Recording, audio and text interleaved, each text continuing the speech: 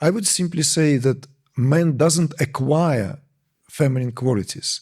We are all born with the subset of these qualities. All of us are, without exception, have feminine and masculine. I would say in equal measure.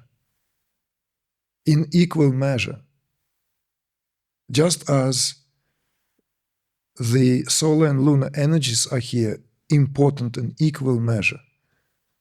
Everything is important in equal measure.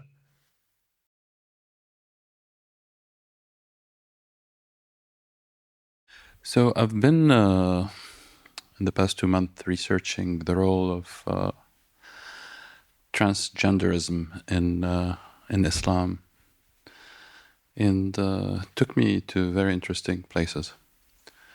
And I wanted to ask a similar question in Trika Shaivism. What is the role of transsexuality, transgenderism in the human spiritual evolution according to the tradition?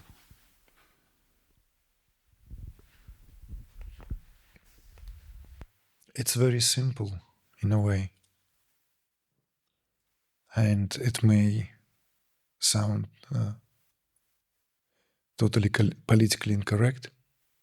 So there's a danger I'll be cancelled by saying this, just as a disclaimer.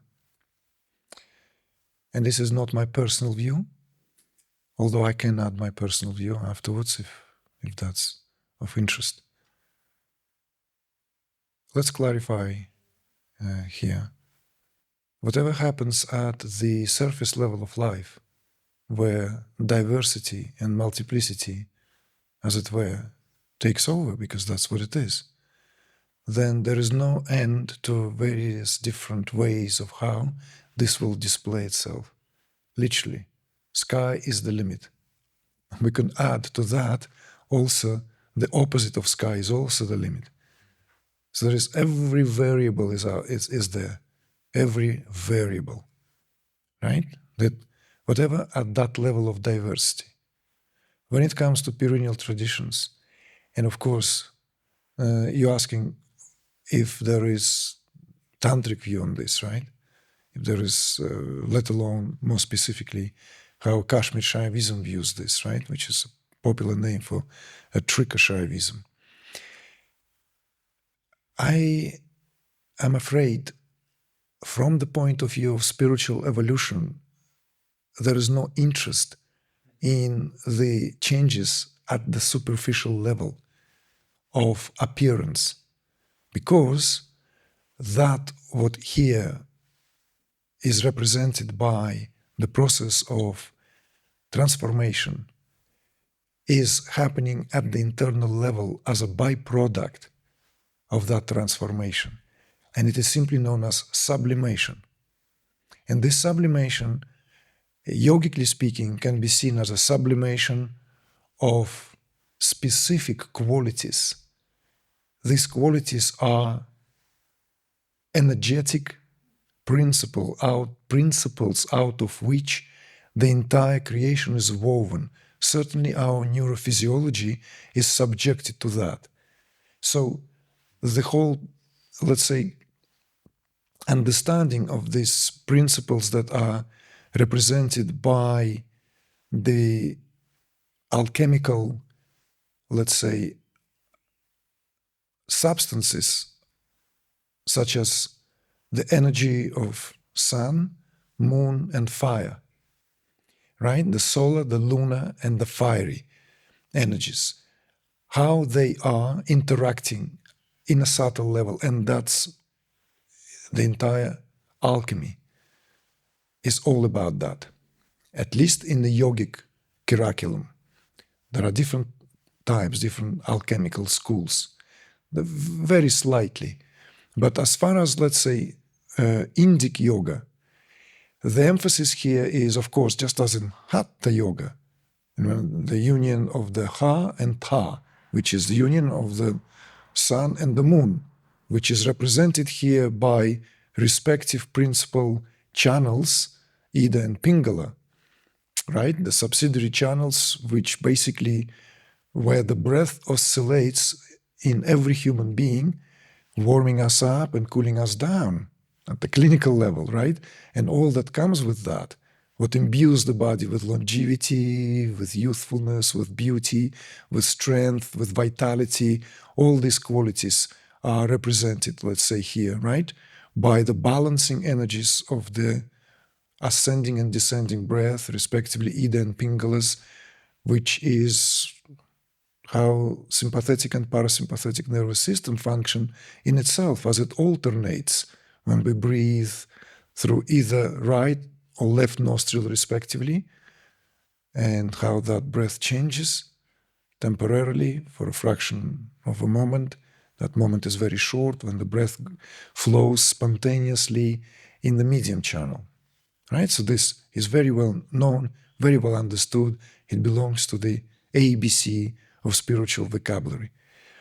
At the subtler and, let's say, advanced level of understanding, the sublimation of all is taking place, and that is the higher yoga. And that sublimation, of course, also, one can say even above all else, is represented by the sublimation of masculine and feminine principles. So that transgenderism happens on the inside anyway, because that's what happens there. So there is a progressive dissolution of psychic centers as the life force ascends, and that sublimation takes place. And this sublimation is, effectively speaking, is what truly gives us real insight into the essence of who we are. And at the very same time, in the phases of repose and integration, it gives us a greater also understanding why we are, or it could happen in the process as well. I'm not saying that that's only open in the phases of integration. One can have karmic glimpses, maybe even very, very clear picture of why one is born in a male body or in a female body. Yes, there are some anomalies, and they are anomalies. Let's not beat about the bush. Hermaphrodite is a Greek god as an anomaly, a son of Aphrodite and Hermes, right? The offspring of the affair between the goddess of love, Aphrodite, and the goddess and the god of what? The postman, Hermes, right? So the messengers. So this affair was brief, but the offspring is Hermaphroditus, who was born with female and male genitalia, right? He exhibited outwardly in himself masculine and feminine qualities physically. In Indian, let's say, tradition, there is something else, something which, as a symbol, much more, I would say, subtle and profound. Ardhanarishvara?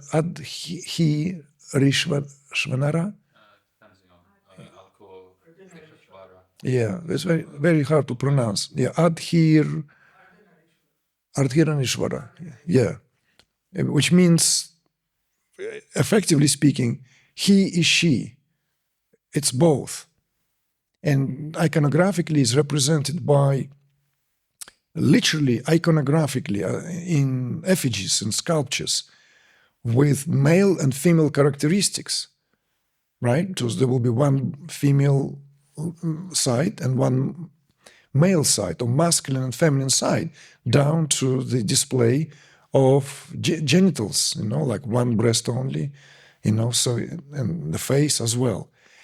What that is, in a way, is a replica of what is the internal state of affairs, displayed outwardly, rather than concealing it through that myth, which becomes confusing.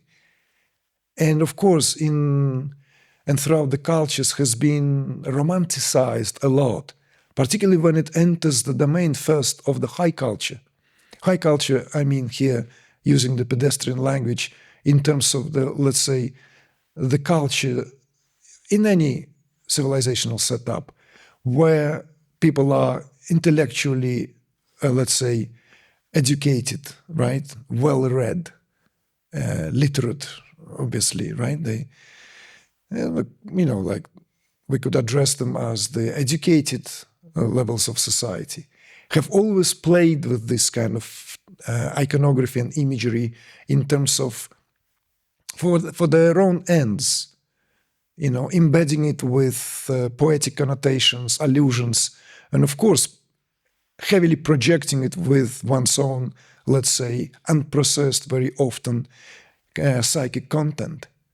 So therefore, once that hits the high street, once that hits the masses of the popular culture, the whole thing comes out in the way that what transgenderism today, right, is this kind of like considered to be unspoken of as a phase of freedom to choose one's gender. Well, I have spoken about it already before.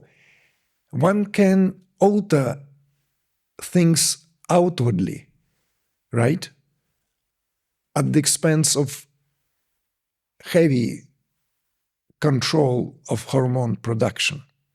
So in other words, it's already not going to be even altered. It has to be maintained. So it's a very heavy price, and it's very taxing on the physiology. Because in other words, it's like trying to reverse the flow of the river, which follows the landscape.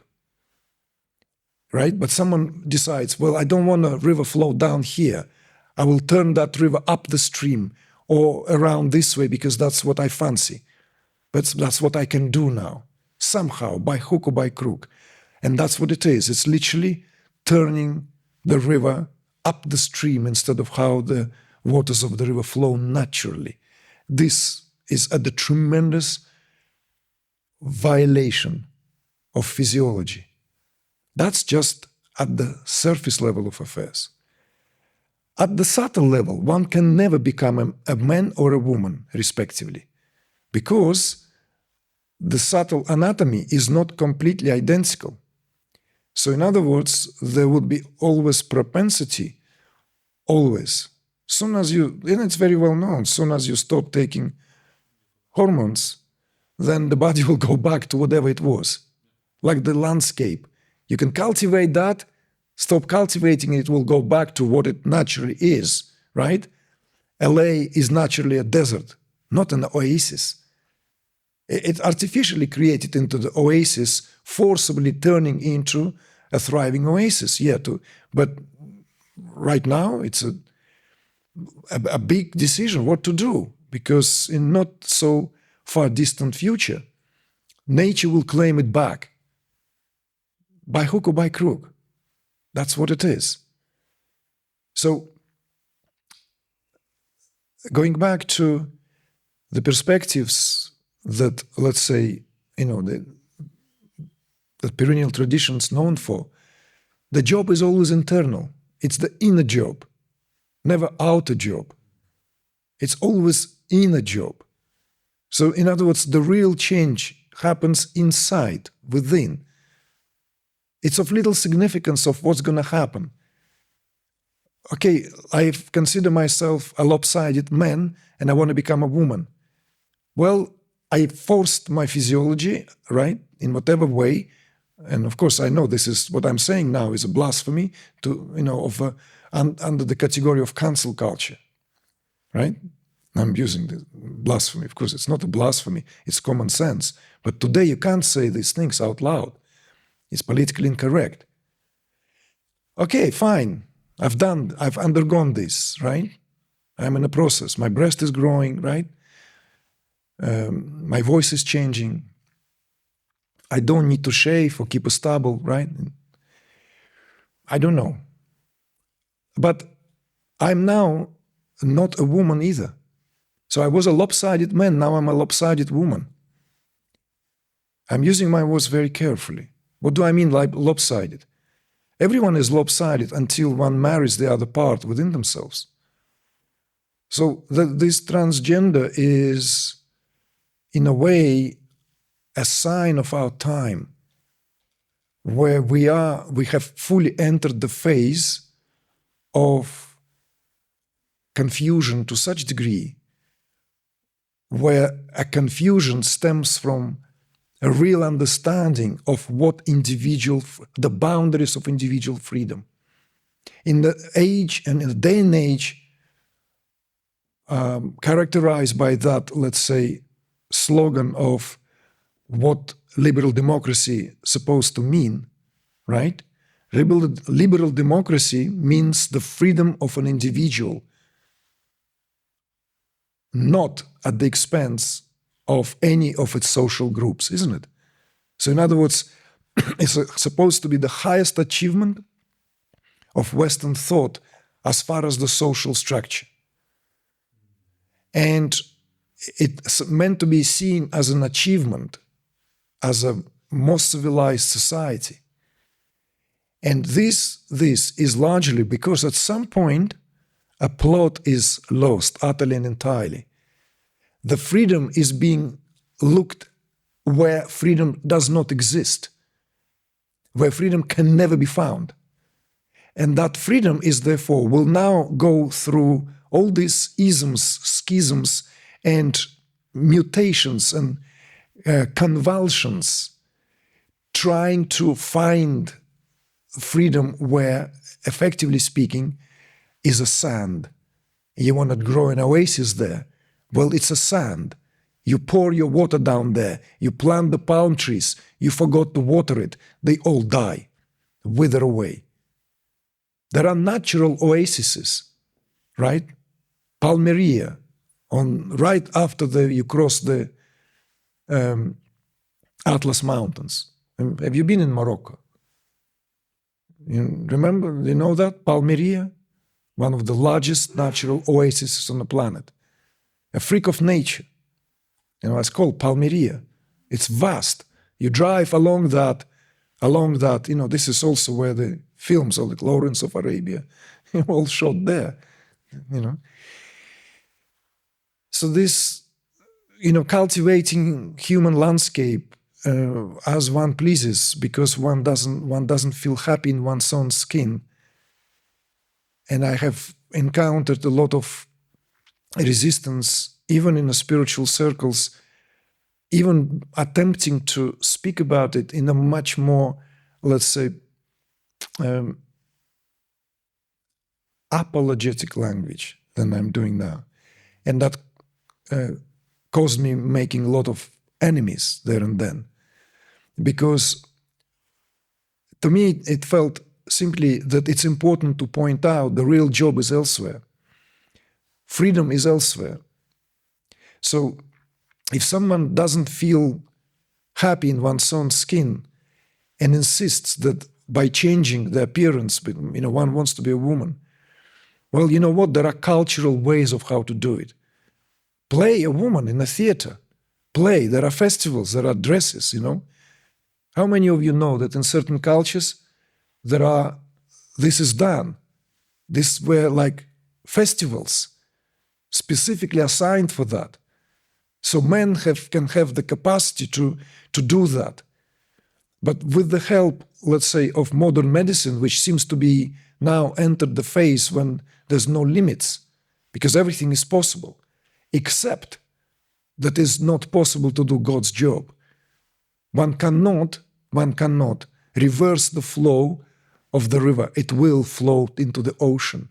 It is its destiny, into the sea. Its destiny to find its way to merge. That's what we do. We go with the flow, not against the stream. If we go against the stream, let's do it in the right stream.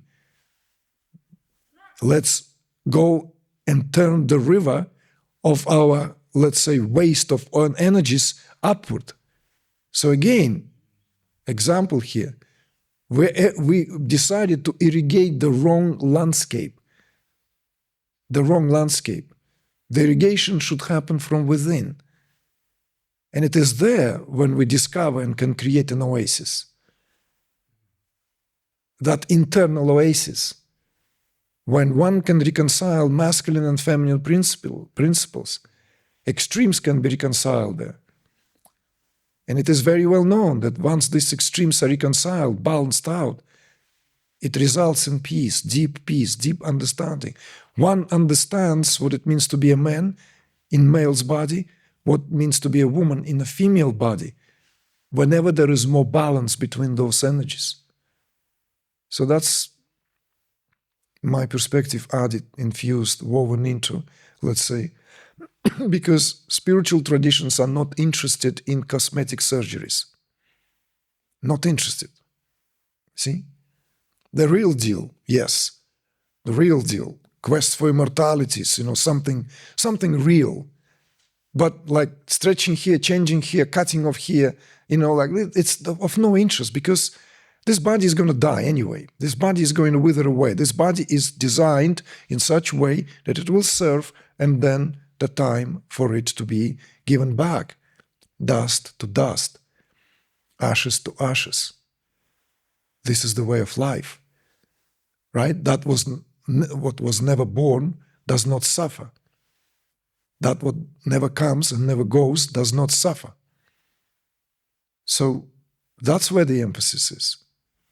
So I don't know what have you found in your research of what Islam has to say on transgenderism, but in philosophers of Trika Shaivism didn't waste their time for this, simply because it's not part of the curriculum.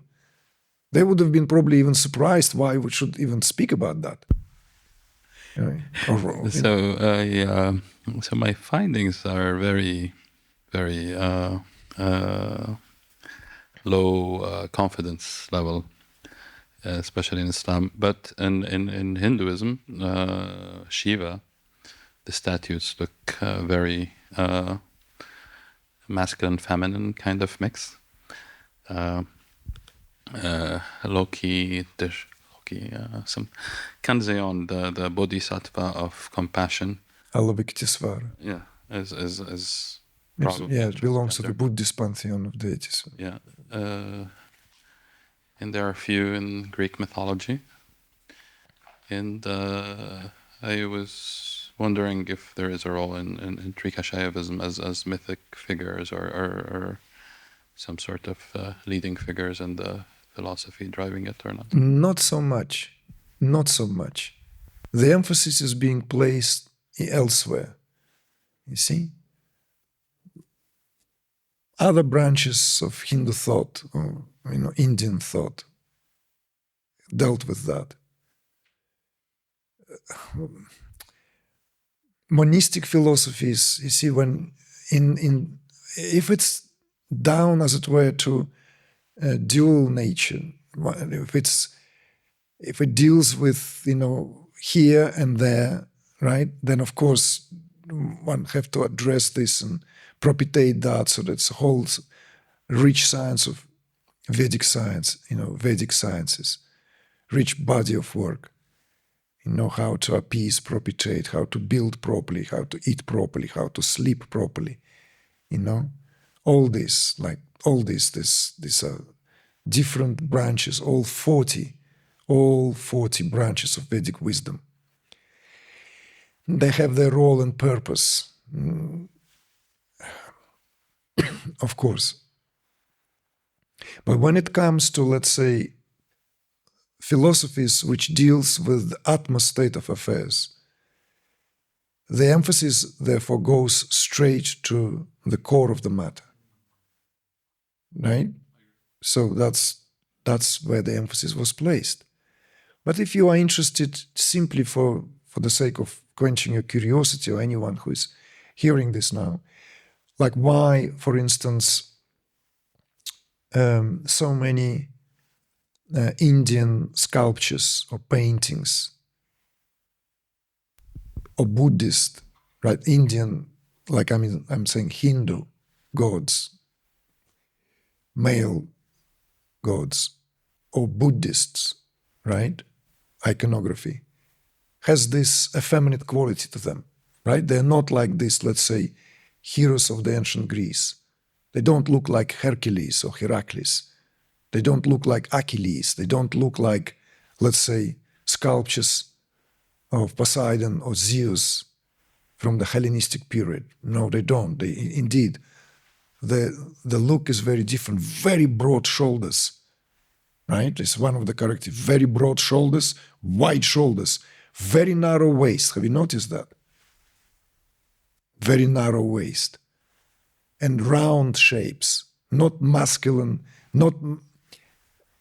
It's like you won't find the bodybuilding activities, yeah. But you are in the presence of something strong. I advise you to read Sri Aurobindo on art. Beautiful. The insights are unparalleled. How he gives this comparative analysis even to distinguishing which, let's say, Buddhas are the most authentic in the sense of the representation before the delusion, when the so-called foreign influences gave it a different look, like the Buddhas of Gandhara period, the Gandharva, these are different from the Central Asia, North India, because they bear that eclectic influence as a result of Greek invasion, Greek conquest of the area, which prior to that was all Buddhist. So the Buddhas have this often Greek tunics, in fact, on them, right? Which is not characterized. They distinctly wearing a Greek tunic, not at all naked torso of the Buddha, how it would. But the iconography here is that the way the arts developed in India, art's purpose, visual arts, has always followed within the lieu of giving the internal, the external form, rather than being arrested at the, let's say, sheer beauty of what the outer form displays. The Greeks had that in the early stages of their civilization.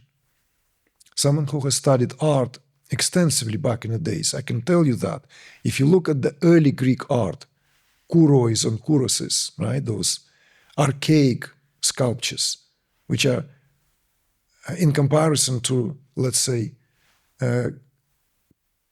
classical period, let alone Hellenistic period, looks rigid, right? Because they all stand like this. They have this like static posture to them. And the emphasis is never, the form itself is subordinate to what the intent to convey here. So many scholars, therefore, pointed out over and over that what we speak often in what is now, of course, has been reevaluated, but let's say back in the days when people viewed the art history or art theory in terms of evolution of better representation, it has been dismissed, discarded by great art historians that no, it's the decadence. What defines decadence from, let's say, a true art is that decadence is when form and essence, or form and content, begins to get divorced. So form begins to dominate. When the form begins to dominate, it means the decadence sets in. It becomes form for form's sake. Form for form's sake. Bodybuilders are waste of time when it comes to the battlefield. When it comes to even, let's say, martial arts. No use. They're like these moving sculptures, right? So the analogy here is in the arts of ancient Greece, there is a lot of similarity between the arts of India, because in Indian tradition, that separation was guarded attentively.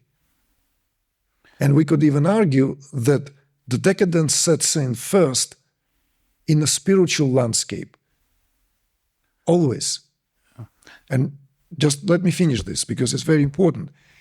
When it sets in a spiritual landscape, it then seeps and interpenetrates every sphere of life, just as we have seen that in Greek culture. This is why existential philosophers such as Nietzsche and later Martin Heidegger were trying to retrace the lost plot of Western European civilization went astray by going into what is known to scholars as the area of pre-Socratics. You can Google and you can find, I'm sure, plenty of information today. It's a term, pre-Socratics. Philosophers who were very influential before the era of Socrates, who is considered to be the golden age of Greek civilization and what it has to offer in terms of philosophical thought, with his best, most famous disciple as Plato. Since body modifications change the energies,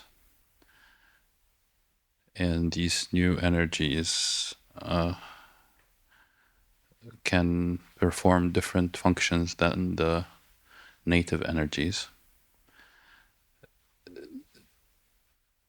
do they open new pathways to awakening of humanity? I'm sorry, I'm not following you, Samir. Please simplify it for me, because it's too like. Can you just say it like in a bit more? Because I'm losing the thread. Yeah, these energies, just like. So yeah, I mean, like if you have a dichotomy of feminine and masculine energies, Shiva, Shakti, kind of, and they're separate. Shiva Shakti is not dichotomy. Let's not play with language frivolously. Yes, depending on. It's not dichotomy. Unless duality. English is not my first language, but the way I understand the term dichotomy, that doesn't apply to Shiva Shakti. Duality, let's say? No. Shiva Shakti is not duality. No. Shiva Shakti is a dyadic. You see, there's a difference between dyadic relationship and a dichotomy. Dichotomy sets in at the level of diversity. Shiva Shakti is not a dichotomy. I just thought it's very important. I know I don't want to cut you, but if we speak, it's very important that we say the right words. Yeah. Okay, let's clarify. Okay. Having a male, develop feminine qualities is said to be associated with acquiring feminine energy and feminine sensitivities that may allow for new insights that, if shared with others, could lead to awakening. Mm-hmm. And with that, did this example I mentioned, or this scenario, happen or mentioned or alluded to in the tradition? All right. So you see, so now we will leaving the transgender question aside, right? Because this has nothing to do with transgender. That's one of. Yeah. Well, very often people who are obsessive about changing the last thing on their mind is to actually marry themselves the polarities within, as far as I'm aware and have experience of. And I've had plenty of that back in the 90s. I knew people directly. I've seen them going through the process of transformation, that physical, let's say, transformation. I've seen how Carol became Caroline, so I've seen that. What I'm now more interested, because what you're saying has nothing to do with transgender question. I would simply say that man doesn't acquire feminine qualities. We are all born with the subset of these qualities. All of us are, without exception, have feminine and masculine. I would say in equal measure. In equal measure. Just as the solar and lunar energies are here important in equal measure. Everything is important in equal measure. It's very important to understand that, culturally speaking, there is, of course, this sways, this leans. Everyone needs to perform a certain job assigned. And sometimes for men, likewise for women, throughout the history, throughout, let's say, historical, what would be considered to be times when there was the need, when certain roles were more defined. And of course, that anthropologists will just have their say. Well, sorry, during the gatherers, matriarchat, let's say, right, women held tremendous knowledge of the kingdom of herbs, kingdom of fruits, phases of the moon, because it's also reflected through their physiology. So they had greater connection, right? Greater connection to cycles, whereas men's physiology was less refined in that respect, but at the very same time, and for a reason more robust. It doesn't matter that we today have very strong-looking women who go into the MMA octagon and she can kick us most of the men in this room, maybe all of them together. That doesn't mean anything. And likewise, there were always men who were considered to be not fit to hunt the mammoth, let's say, right? Or lead the tribe. But we enter here shallow, superficial grounds immediately, or enter a thin ice soon as we start speaking about it in terms of that, what hijacked right now, the dialogue or the conversation.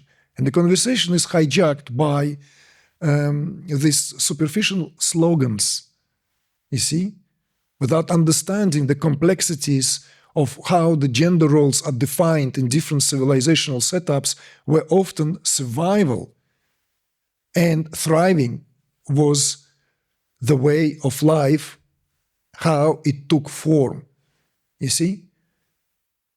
And very often, and has been said that in our day and age in particular, there is this tendency to paint everything with the same brush, or sweep it everything with the same brush, right? Broom in this case, so as to give this superficial, one-sided perspective of, let's say, gender division based on, let's say, last 100 years, right? The gender inequality and the gender equality as a result movement for gender equality. This is where we lose ourselves very quickly, very quickly. So we need to distinguish, where do we want to go to understand this? If you want to understand this in terms of anthropological studies, in terms of, let's say, how it plays itself in various different cultures, there were eras of matriarchat, prolonged periods, potentially hundreds of thousands of years, not tens of thousands of years. This data constantly being pushed because not enough fossil data. But there were suggestions made already. Some teeth were discovered, overthrown the whole thing. A fraction of the jaw, totally, like all that concept of, when Homo sapiens became a Homo sapiens, that missing link is being constantly pushed. When I was a kid, it was only 25,000, right? 25,000, like,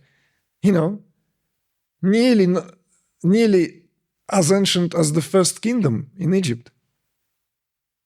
Whereas if you delve into the historical account of Western civilizations such as India, it's measured by epochs, kalpas, yugas.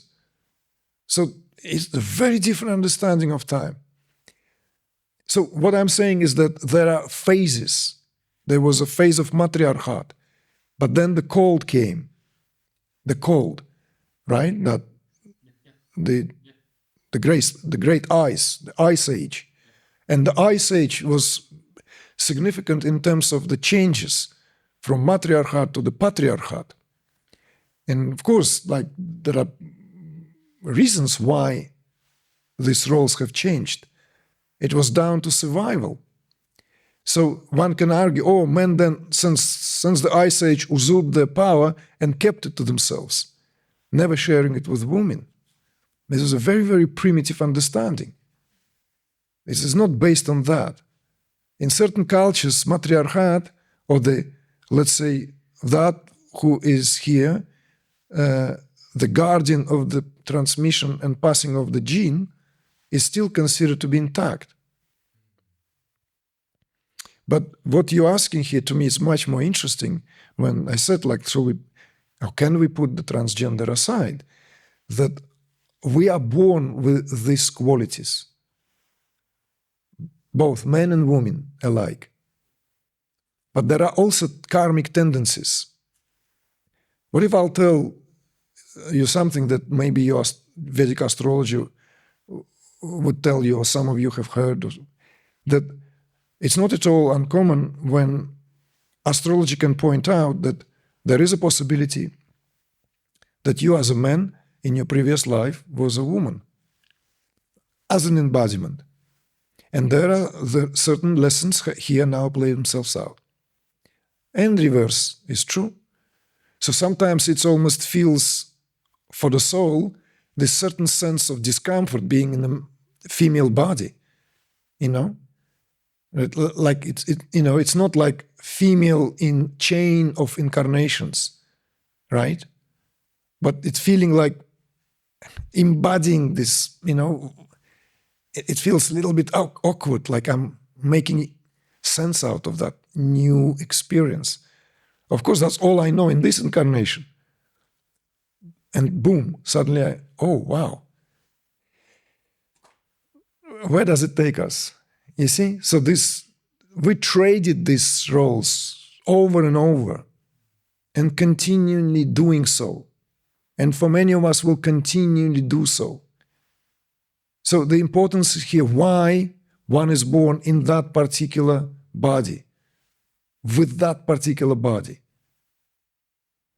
Because the qualities themselves are there, they are foundational qualities.